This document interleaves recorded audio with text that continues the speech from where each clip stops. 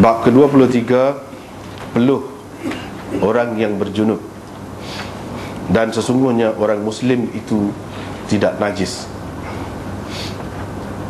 Dengan sanadnya Imam Bukhari meriwayatkan daripada Abi Hurairah bahawa pernah Nabi SAW bertemu dengannya di salah satu jalan di Madinah ketika dia berada dalam keadaan berjunub.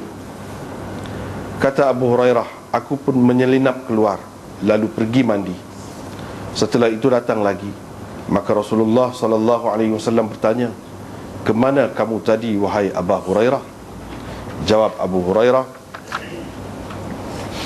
tadi aku dalam keadaan berjunub dan aku tidak suka berada di dalam majlismu dalam keadaan tidak suci.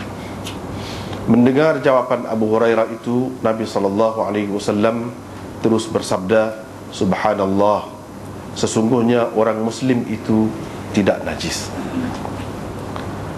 Bab ke-24, orang berjunub boleh keluar dan berjalan di pasar dan selainnya. Atha berkata, orang berjunub boleh berbekam, memotong kuku dan mencukur kepala walaupun dia tidak berwudu. Dengan sanadnya Imam Bukhari meriwayatkan daripada Anas bin Malik, katanya, sesungguhnya Nabi SAW pernah mengunjungi para isterinya di malam yang sama.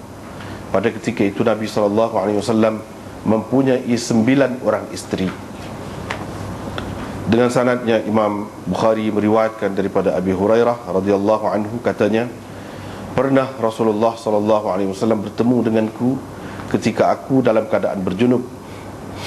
Beliau memegang tanganku dan aku berjalan bersamanya sehingga beliau duduk. Maka aku menyelinap lalu pulang ke rumah dan terus mandi. Kemudian aku datang lagi. Rasulullah SAW pada ketika itu masih duduk. Lantas baginda bertanya, kemana kamu tadi wahai Abu Hurairah, wahai Aba Hir? Aku pun menceritakan kepadanya. Maka Nabi SAW bersabda, Subhanallah, wahai Aba Hir. Ini Abu Hurairah kita terjemah gitu, tulis tu. Tapi dalam hak asal ialah Aba Hir. Sesungguhnya orang mukmin itu tidak najis. Bab keberadaan orang berjunub di rumah apabila dia berwudu sebelum mandi. Dengan sanadnya Imam Bukhari meriwayatkan daripada Abi Salamah, katanya, pernah saya bertanya Aisyah, adakah Nabi SAW tidur dalam keadaan berjunub? Aisyah menjawab, iya, dan beliau berwudu.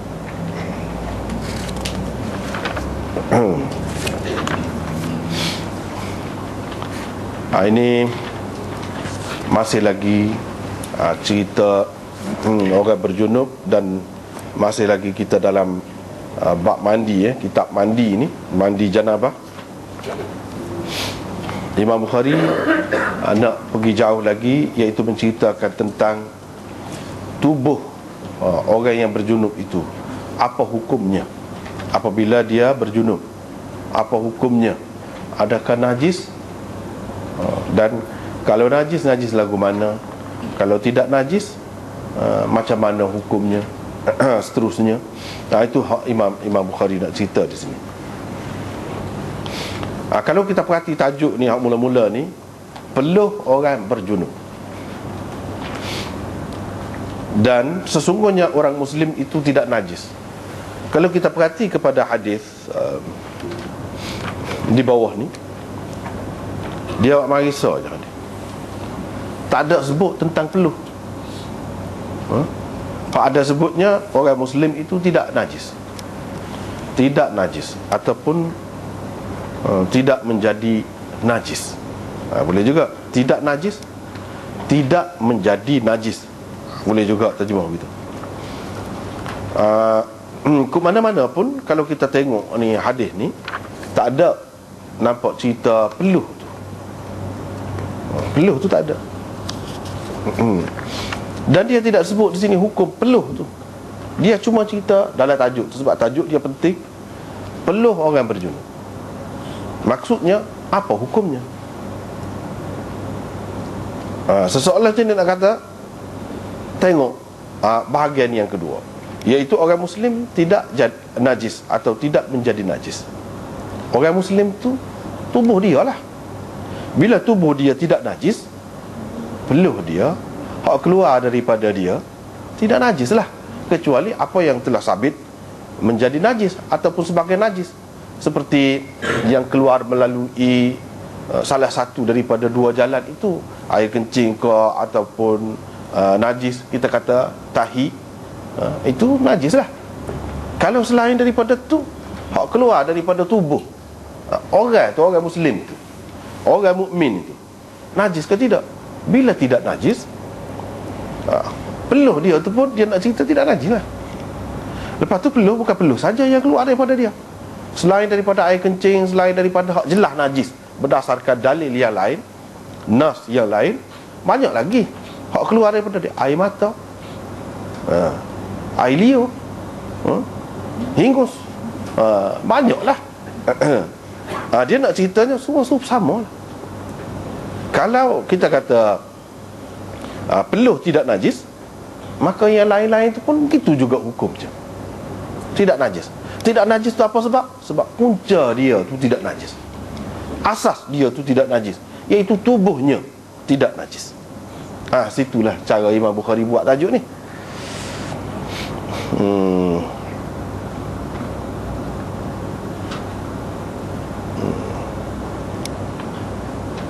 Kita tengok dulu nota di situ.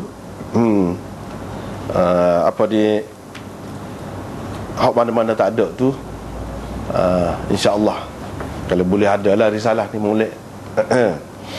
Tak ada tak tak serupa lah. Ni tengok, ni tak tengok, tak sedap juga kan. Tapi pakak-pakak lah mana tak ada tu dulu.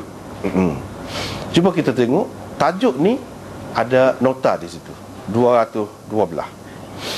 Ahli ilmu telah sepakat mengatakan peluh orang Islam yang berjunub itu suci, tidak najis.